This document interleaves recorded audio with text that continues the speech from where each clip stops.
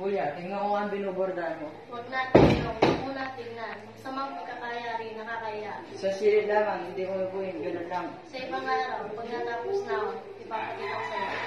Ang mga daliri bang ikaw na hubog kandila ay mayayarin bang hindi mainam? Wala na, tingnan ko lamang. Huwag mo nga tuyuin, tayo na mga daliri ko. Ay,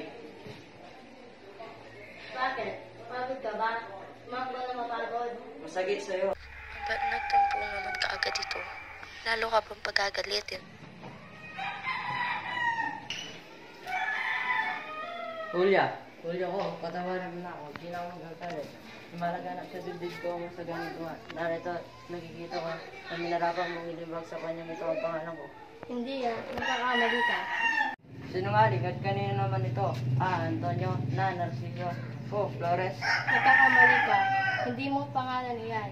Iyay para sa among ialay ko para sa kanyang kaarawan ng Pasko. Sa amo ka sa demonyo, bakit ang mga letrang N at F? Pagkatanga, amo, ene, natin, at fraile. Sa malaking kalipustahan, sadya nakapitig na tenga. Maaganti na ako. Magsabi ka ng totoo, Hulya. Sa kurabay ito, kapag sinilabang ko ito, abay sinungaling ako. Huwag mong silaban ng tunay mo pangalan.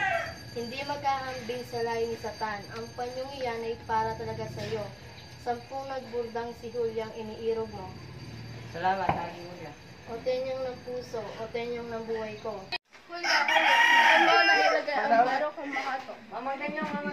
Paano ka, Lukas? Dinagkipantatang mo ng buhay na ng pamamayan. Sabihin na lang. Sa Bulacan daw po dadalhin. Kaya kuya, alis mo na, susundan si Tatang. Hintay ka, sandali, at kami sasama. Hulya, magtapis ka. Si Kapitan Luis, ito'y nakatira sa amin. Masamang tao ito. Mason po ata mo. Kung hindi mason, marahil filibustero. Sapagkat kung sumulat maraming kabayo, hindi po ako kabayo amo. Tonto, hindi ikaw. Stupido, ang sulat niya ang tinutukoy ko. Marcelo, si Kapitan Piton, Kapitan Miguel, at Juan de Paz ay daragdagan ng rason. Hindi na sila makakain eh. Ano naman kung hindi sila makakain, di mabuti. Opo amo, lutay-lutay na ang kanilang katawan, nakakaawa namang pagmusdan. Loko ito, anong awa-awa, walang awa-awa. Si Kapitang Ingo ay pinagsaulan ng hininga. Nandyan si Kapitana Putin at ibig niya makita si Kapitang Ingo. Si Kapitan Ingo, mamamatay pang walang pagsala. Walang lamang ang pili sa kakapalo. Yung dalawang braso ay butoy litaw. Nanggigit-git sa pagkakagapos. Buhay pa pala ang kutong lupang iyon, kung gayon, wag mong kalimutan na si Kapitang Ingo ay araw-araw papaluin at ibibilad sa araw at bubuhusan ng tubig sa ilong at wag bigyan ng magandang tulugan. Opo, amo.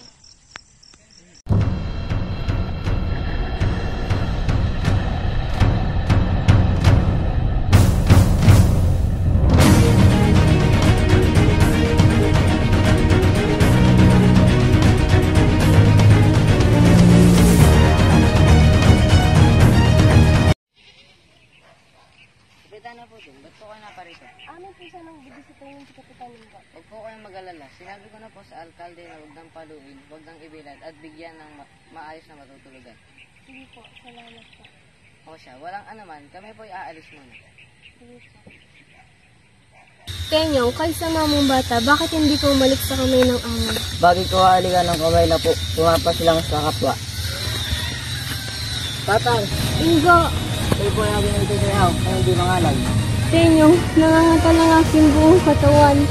Naninikip ang aking dibdib. Ang sakit ay sumatagos hanggang likod. Tama, magsikuha ng gulong at ang mereborda ka. Ako ay may iingatan. Ako din ay may iman. Tara na sa istasyon na iingat. Kailan mo ba sila may sisimulan? Oo, walang sara. Narinig ko ang mga salita nila, nabatid ko na sasabihin nila general. Ay tayo pagbabariling na. Mga tampalasan! Walang patawad! Tenyong, Kulya, kaya mo ba lisanin na yung ina sa ganitong kalagayan? Kulya, alam ko ang kakalingayin mo na parang tunay na inasinaw. Totoo nga, pero pakiusap, huwag ka nang umalis. Dapat na matigil ang pagpapalitin sa atin. Magbabalik ang Kulya ko. Kung wala akong may tutulong sa'yo, tanggapin mo ito. Hulya, pinagbigyan na kita. Alam kong nabubulagan ka na dyan sa pagmamahal mo sa iyong pinsan na si Kenyo. Kahit na masakit ang loob ko, pinagbigyan kita na makiugnay. Hulya, halos 1 taon na ang nakalipas. Ano pang hinihintay mo? Naniniwala akong kinalimutan ka na niya. Na, hindi po ako totoo. Mahal ako ni Tenyong at hindi niya magagawa ng si Tenyong ay lalaking maisip, binata, at may pinag-aralan. Naniniwala akong maraming babae ang may gusto sa kanya at matukso siya. Kilala ko si Tenyong, hindi niya magagawang saktan ng aking puso. Mas lalong hindi niya kayang talikuran ng aking mga pangarap. Ina, mahal ko si Tenyong. Tanging kamatayan lamang ang makakapaghiwalay sa amin. Julia, igayak ang loob mo at paparoon si Miguel at ang kanyang ama. Babalik si Tenyong, ipinapangako ko, babalik siya. Monica! Monica! Pumaroon ka kay Lucas at sabihin pinapatawag ko siya. Magmadali ka. Opo. Alam mo ba kung saan naroon si Tenyong? Hindi po. Maaari mo bang ibigay ang sulat nito? Hindi po. Hahanapin ko po sila. Magandang umaga po, Amo. Pasok po kayo.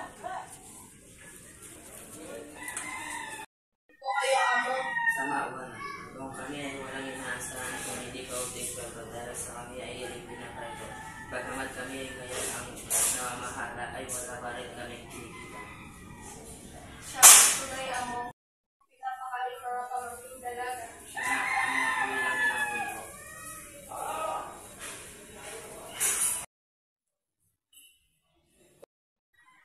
Ay, Aling Julia. Ay, malapit na.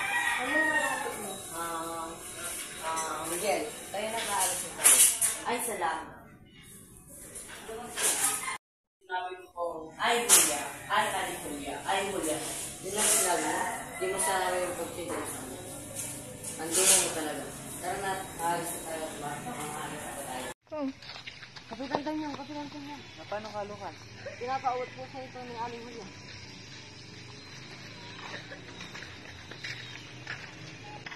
Tenyong, umayon tayo sa kalooban ng langit.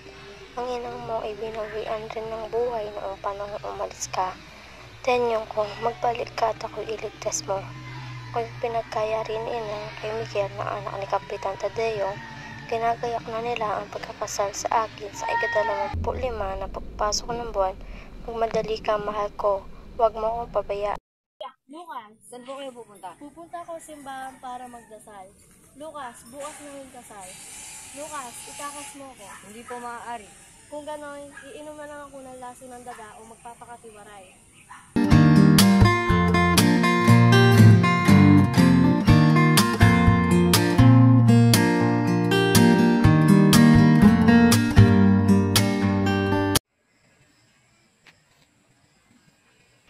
Ngayon, isasagawa na natin ang paggisan dibdib ni Julia at ni Miguel.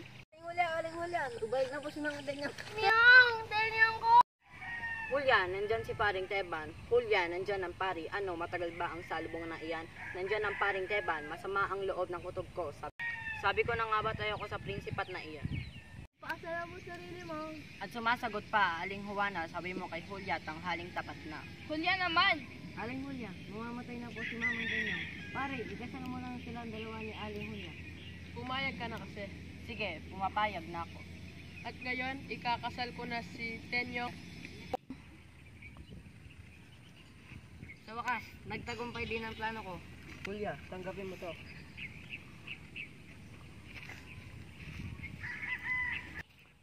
Ano? Walang sugat?